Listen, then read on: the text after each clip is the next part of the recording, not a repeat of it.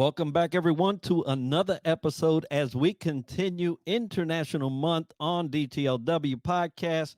Today, we are speaking with Alison Kennedy Sayers. Alison is the owner and CEO of Sayers Consulting.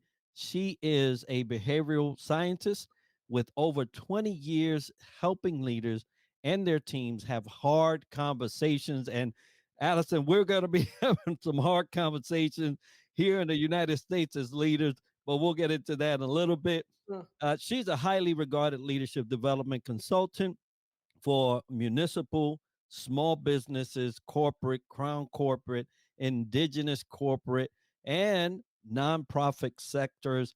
Allison, welcome to the show. Thank you so much. I'm very happy to be here. Well, I'm excited to have you. And folks, we will be speaking about from panic to power, how leaders navigate crises. But before we get into that conversation, Allison, tell us a little bit about you. Okay, well, I live in British Columbia, Canada, and I've been in business for over 20 years. So I'm a behavioral scientist by training. And when you said that I help leaders and teams have hard conversations, generally what that means is that I work right at the top of companies and organizations with executive teams, their boards of directors, and the executive team's direct reports to strengthen trust, engagement, and effectiveness. So I generally work in the space where governance, so things like roles and responsibilities, policies, strategy, agenda structure, and relational issues, things like conflict, leadership, team dynamics, communication, and decision making patterns overlap. So, in particular, I support the interdependent and sometimes complicated relationship between a board of directors and an executive team, especially that key relationship between the board chair and CEO, and then using that strengthening to in turn strengthen the effectiveness of the executive team with their direct reports. I love that. And I am one that love to address that relationship as well from a different perspective and standpoint on the leadership development side. Mhm. But it's crucial to understand that those relationships do matter Yep. and often cost a organization a lot of currency on many fronts when those relationships are not doing what they should be doing. Now, Yep. talking about relationships and things that are not going right, here in America, the United States, here in the last 5 days, there have been a huge ruling from the Supreme Court, which has pretty much upheaved some thoughts and perspectives and anticipations for the state of our nation. Mm. You were an elected official. You Mhm. also have done a lot of work at the heads of organizations, or with those relationships. But I wanted to ask you, as we're going through this topic of leadership through crises or in crises, can you share a specific crisis that you've led through Mm. and how you approached the situation? Well, I've had a few. I will share my biggest one. There's a lot of lessons in it. So, for 10 years, my husband and I owned and operated a commercial farm. And in 2010, our farm went through catastrophic flooding. So, anybody who hasn't been through a natural disaster, you might intuitively understand what this means. But in case you don't, it was like what you see on TV, right? We had 5 feet of river running through our house. Our entire community was dealing with it with high water to some degree. Most of our livestock died. We lost all of our hay for the winter. A lot of equipment damage and damage to structures and outbuildings, not to mention all the personal losses, in our lives and in our home. So, this is a kind of crisis that, if you pay attention to the news, you can see things like this are happening more and more. And there are more and more people in the world, and therefore more and more people who are going to be having to deal with situations like this of natural disasters. So, nobody in our community saw this coming. There was no preparation. The last time something had happened like this was in 2010. I think it was in the 1930s. So not many people alive who remembered that time, who were still in the community.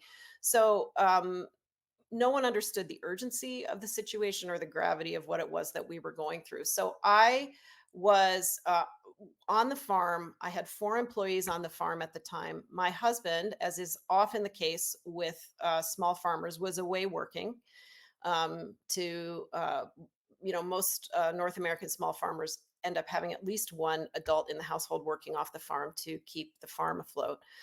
So it was me, and I had a 1-year-old baby. So this was like scary stuff. Um, I look back on this situation now, which is, a lot of years ago. 2010 was a long time ago. And I um, look at the response that I had, which was a little bit of action, but mostly I was totally overwhelmed. I was faced with something so much larger than me. I felt powerless, right? So I, in essence, kind of gave up. It felt like too much for me to handle. My farm workers did a little better. They were helpful in terms of kind of getting me moving in the right direction and making some decisions. It took me a long time to not be hard on myself for the things that I didn't do. So we were able to get all the people out safely. We were not able to save all of our livestock, and there were lots and lots of things that this was like 7 a.m. There's puddles on the field to 1 p.m. There's water coming in the house, right? So there was not a lot of time to uh, deal with all of the parts and pieces that we needed to deal with. And the people around us, our neighbors, were struggling as well. So, not anybody we could really call on. So, it was a lot of loss. I suffered from PTSD for quite a few years after that event happened. Interestingly, it happened again almost a year later. So, I got a second chance to do a better job the second time. And I saw what was happening. I was able to respond, mobilize, make definitive decisions. I had some context, and I was able to then discern that, oh boy, here we go again. Right. So the second time, more definitive. The first time, I kind of had to learn the hard way, I think, what happens to human beings when we're faced with crisis. If we don't have context, we don't have enough information to know what's happening. We can either overreact or underreact, right? And my reaction was definitely one of denial and then underreaction due to fear in that moment. Very powerful event, Hmm. a very impactful event. Hmm. I mean, I don't know how many of the listeners has ever gone through a natural disaster. I'm a meteorologist by trade, so I kind of know not only the implications of these events, but also can forecast and all these other things that we're equipped to do. So I know firsthand what that looks like. I've never experienced that type of flooding Mhm, myself, mhm, but been through several impactful hurricanes. mhm. So you know the impact it has on you. And I Yeah. remember being here in Florida, my first hurricane with my family all together. It was stressful to the point where I literally was shaking until we got to a hotel that I thought was safe enough to house my family. Yeah. And as soon as I pulled in under the awning of the hotel, it was like a sigh of relief. And I never thought that that would actually be a thing for me, Mhm. having the experience of meteorology and witnessing these things. But what a difficult and impactful. You mentioned PTSD, and I believe that even I, with not having a flood event like that and seeing it in my face, I still suffered from some emotional and mental strain that lasted me even till today. Because the first thing I'm thinking about is, how do I do this better? Now, wow, back to back, Yeah. I cannot imagine You mentioned the first time, and I'm sitting here and listening to the story. I'm my heart's racing, right? Mhm. To get to do it the second time. Thank you for sharing that perspective piece, that piece of knowing that knowledge gap. You had a knowledge gap filled Oh, by yeah. your second one, and then you were effective in the sense that it did not have the same results from the first one. And so when leaders find themselves in that scenario, typically that's when you see leaders act differently. Mm. So in a chaotic, crisis-driven event at work, you could tell some leaders it, this is like we're doomed, and they're like, it'll be okay. Mhm. You got it. Yeah, our brains don't know. We go through crises in the workplace that are not life threatening like a flood would be, but our brains don't know that, right? We often interpret events in the workplace, our brains do anyway, with the same fight or flight response that we would have if our lives were actually in danger. And being able to pull yourself out of that, maybe harder to do in an actual life threatening situation, but still possible.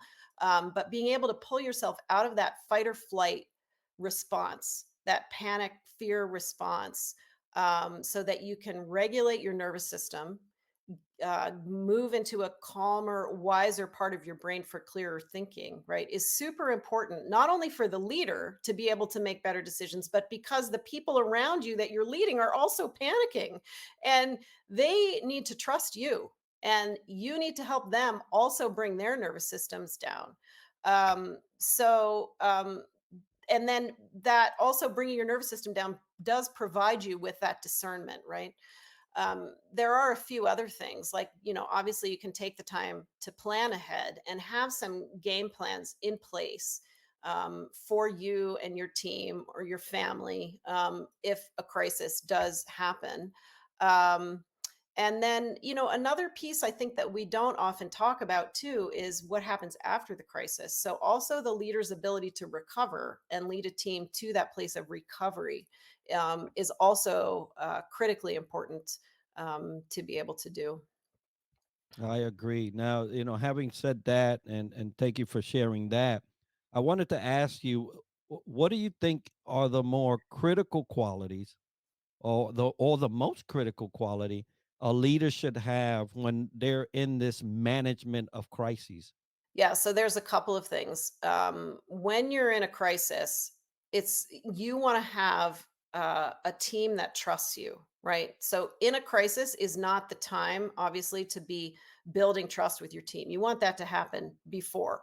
Because there are going to be times during a crisis when you as a leader are going to have to make a decision and tell people what to do, and they're going to need to follow you, and they will need to trust you and respect you enough to do that. So knowing the importance of having trust built with your team so that you have the capacity and the strength and the resilience to get through a crisis together is super important.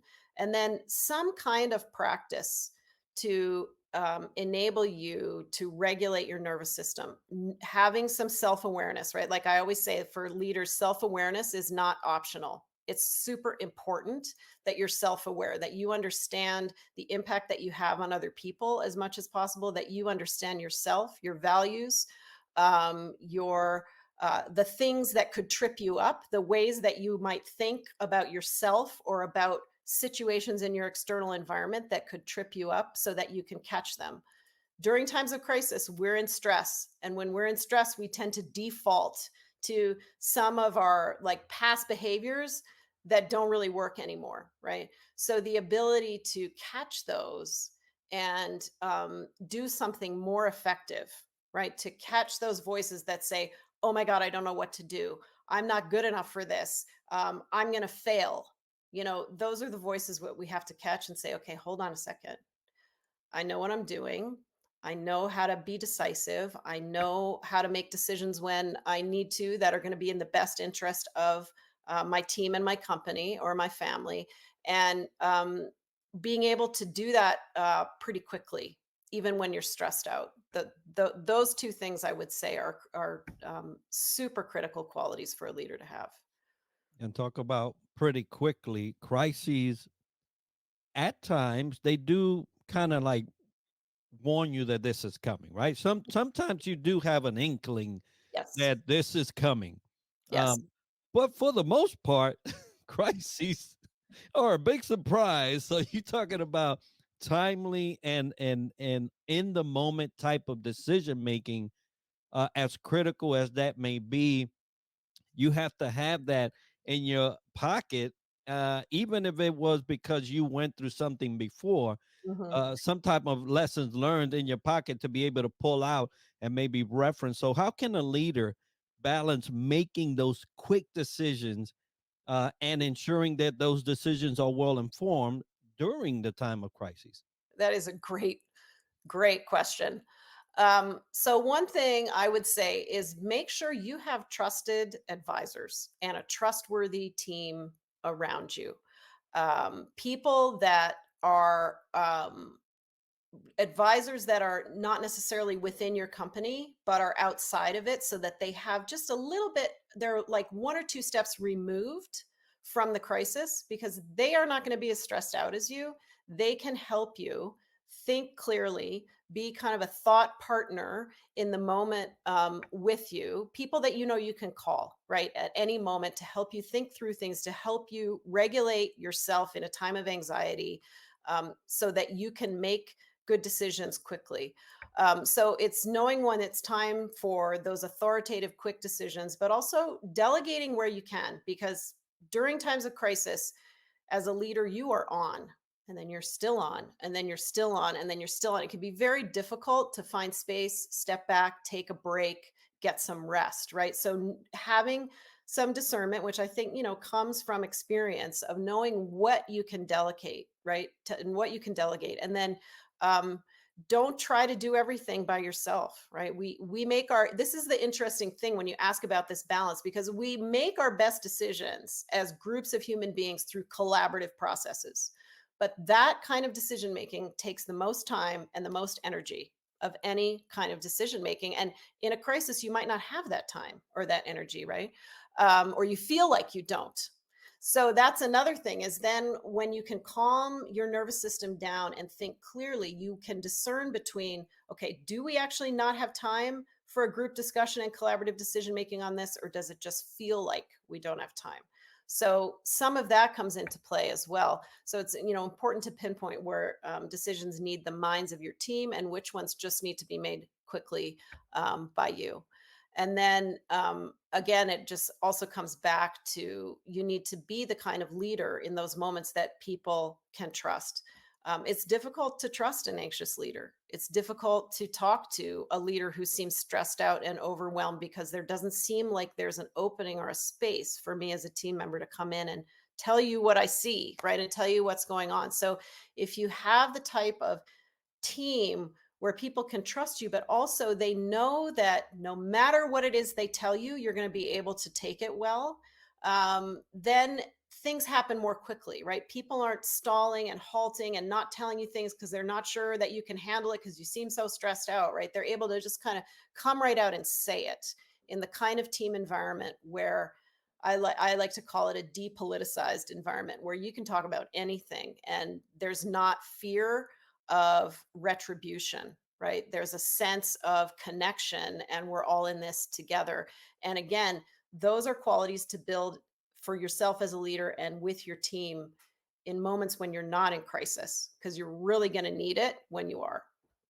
Absolutely. And the ability to call on someone or delegate or even trust, right, requires a great amount of effective communication where you can be the leader all throughout, right? And so, how can leaders communicate effectively with their team and the stakeholders during the times of crisis? So, first thing is, you need to communicate a lot more than you think you do. This is not only in times of crisis, but this is in any time of change too, right? It's like you want to feel like you're over communicating, because we as human beings get anxious when we don't have information, right? The thing that really helps us feel better and calm down often is information. And when we don't have it, we don't have a clear picture or story of what's going on, we're going to make up our own. That's just what we do. That's what our brains do. We want a story, we want meaning. And so we will fill in gaps with things that aren't necessarily true. And now, then, as a leader, you're dealing with rumors, you're dealing with misinformation, you're trying to combat all that at the same time as you're trying to lead a crisis. It gets very difficult. So quickly out of the gate, right, with communication around what's happening, be as transparent as you can possibly be. Again, this is strategic transparency. As a leader, you have to understand what pieces of information are going to help people relax, because remember, during change and crisis, people are not only having an intellectual experience, they're having a deeply emotional experience. And providing information that is acknowledging of those emotions and is going to help people regulate is really important. So many channels, quickly, often, acknowledging emotions and helping people deal with them so that they then can think clearly, and having help, right? Like, this is the time when companies often call on public relations and crisis communications firms to help them have put a good plan in place for how it is they're going to communicate. These are people who are experienced with it, who can quickly help you come up with a plan for how you're going to communicate with your team and stakeholders that can happen, right away, so that you're not waiting a day or a week or 2 weeks and people are getting more and more anxious, more and more upset.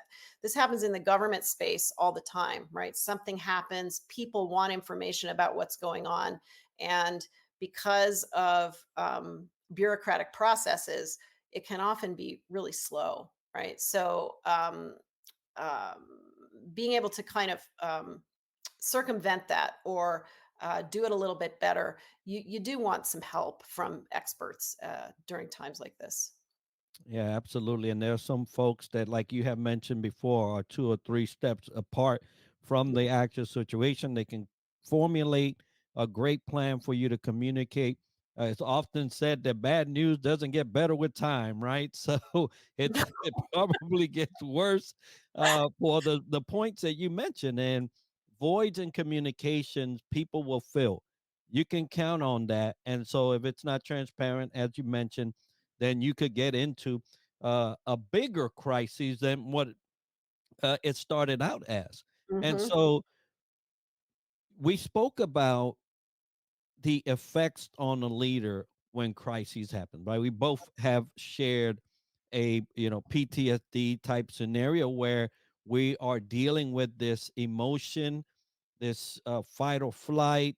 It's all interweaved into who we are as human beings. So what steps can leaders take to manage their own stress and maintain their mental health while leading through crises? Because that's important. Yeah, this is a really good question as well. So I think of a few things with this, and there's an astronaut named Chris Hadfield. I don't know if you've heard of him or not, but I think he wrote a book. I think it's called The Astronaut's Guide to Life on Earth. He kind of goes against the grain a little bit.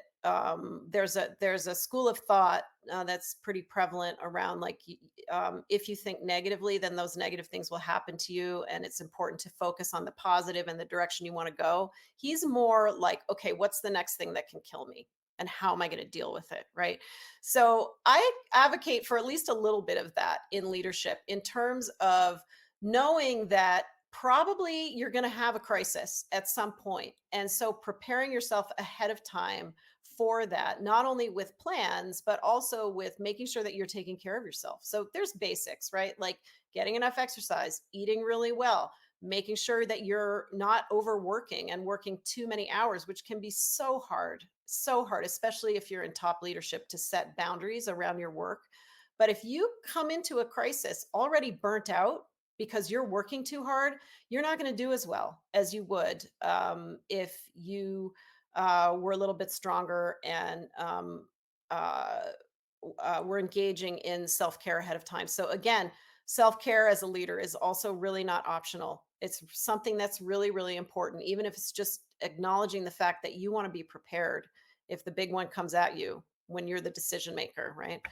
But also, it's important to have, like I mentioned before, it's very difficult for a leader to find rest during a crisis because you're on and then you're on and then you're still on and then you're still on. And you don't know generally in a crisis, how long is this going to take to get through this? It may be hours, it may be days, may be weeks, it may be months. Like you just don't know. So, your ability to find those moments of calm during your day, even if it's just when you go use the restroom, right? And you close the door and you sit by yourself for 5 minutes and you have a well developed practice of resting your mind.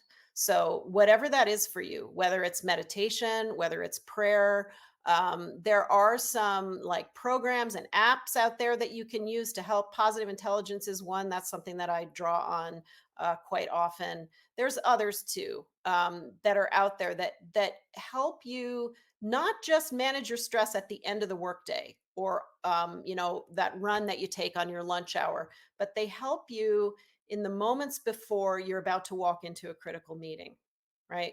Where you can sit and calm your mind, and see clearly and get yourself out of that fight or flight, that sympathetic nervous system response that we can walk around in actually a lot of the time without knowing it. If we're in high responsibility, generally high stress leadership positions, we can be in fight or flight a lot and not realize it, right? So being able to recognize that and bring yourself down um, every so often throughout each workday becomes even more important during times of crisis because it's so hard to find that rest, to take that break, to take the time to do those things that you would normally do to relax.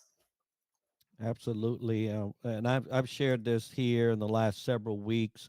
My parent company, Triad Leadership Solutions, has adopted this collaboration, I guess, partnership with local Miami doctor, where we also add on this piece of wellness for the leader, because development in terms of your traits, your gifts, your talents as leaders is one thing, but if you cannot perform those duties due to not being up on, your mental wellness, that capacity of being able to calm yourself and having those resources, it really has a detrimental impact not only on your capability to lead, but how you lead.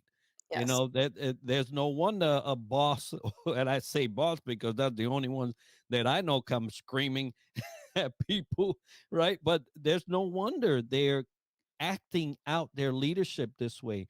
They have not taken those opportunities to look after their well-being, right? And holistically, mind, spirit, body, along with those gifts that allow them to execute leadership on a day-to-day. So thank you for sharing that. Now, Allison, what do you have coming up, Hmm. and how can the listener get a hold of you if they want some of those services that you provide for them during the next crises, let's say? Yes, great question. So I do a lot of things that are specifically tailored to people who reach out to me that might be struggling with like issues of leadership, issues on their team. But I also have some things that I do regularly. So if you want to learn more about me and my work, like if you know, like, hey, this seems like somebody that could really be helpful to me and my team, I do. Every quarter have a free workshop series. I have two tracks. One is for board chairs and one is for CEOs, or CEO-ish. If you're an ED or a general manager or a chief administrative officer, it applies to you as well. That is all about the board executive relationship and why it can get tricky and how to improve it. And it's 1 hour a month for 3 months, plus, which is in kind of a mastermind workshop setting. Plus, you get some individual coaching time with me. So, if you're interested in that, the best thing to do is reach out to me on LinkedIn, Alison Kennedy Sayers, or you can email me at allison@sayersconsulting.ca. I also have two leadership masterminds coming up for CEOs. So the first one, which starts in September, is a year-long program. where we get together, and this is a cross industry, cross sector. I really believe in the power and the value of different perspectives in terms of helping a leader out. So, yes, there's definitely benefit to drawing on the knowledge that's your particular sector or your particular industry, but also to get perspective from others who work in very different spaces is really extraordinarily helpful. So, that's going to be starting in September. That's a year long mastermind. Same kind of format as my other workshops where we spend an hour and a half together every month, plus you get individual coaching time with me. And then I'm going to have another one, which starts in January, which is specifically for CEOs who are facing retirement in the next 1 to 3 years or so, to help them with all aspects of what that means in terms of preparing themselves, how to work with their boards, how to work with their teams, succession planning, and then finding purpose and meaning in retirement and mindset around retirement, as well as legacy and other aspects that leaders are looking at when they're looking at leaving a company behind. So, yeah, if it sounds interesting to you, please reach out, Alison at sayersconsulting.ca or Alison Kennedy Sayers on LinkedIn. Alison has one L. And we'll have all those links as part of the show notes and video for you to get a hold of Allison and all that she is providing. I want to thank you for sharing all your knowledge around leadership during times of crises. And folks, today's episode is sponsored by Fantail Services and Superpass, which are powering our website and app, Southern Sweet and Sassy Coffee, The Outlier Project, and Duco. And if you've enjoyed this episode and learned something interesting about the topic covered today, make sure to subscribe and let us know by leaving a comment right now. And we're always looking for new ideas and guests that we can add to our show. So if you know someone or have a topic you would like featured on the podcast or want to sponsor our show, we love to hear about it by emailing us at triadleadershipsolutions@gmail.com. And this podcast is brought to you by StreamYard, a browser-based tool that lets you live stream to any platform and record podcasts in studio quality, and we're using it to record this show. Be sure to tune in next week for another episode where we dissect leadership from another angle. And as we like to end the show, success to you.